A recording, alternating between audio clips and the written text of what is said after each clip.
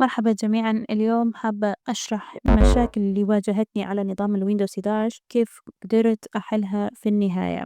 كنت أحاول تشغيل لعبة من الألعاب اللي كنت ألعبها قبل على ويندوز 10 ما تواجهني أي مشاكل، لكن ظهرت لي في الويندوز 11 هذه الرسالة الخطأ تقول بأنه X input dash 3 DLL is missing.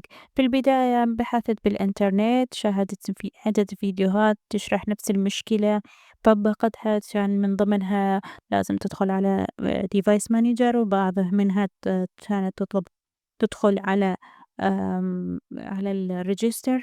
بعضها كان يقترح حل واحد وهو تثبيت DirectX End User Runtime Web Installer.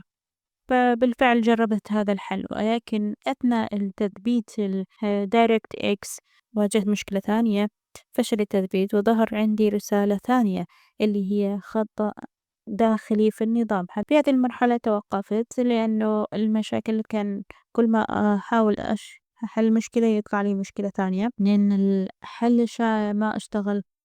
وشاهدت كتير من الفيديوهات بالحلول. قررت أشرح مشكلتي لChatGPT. رجعت على ChatGPT، شرحت له كل التفاصيل.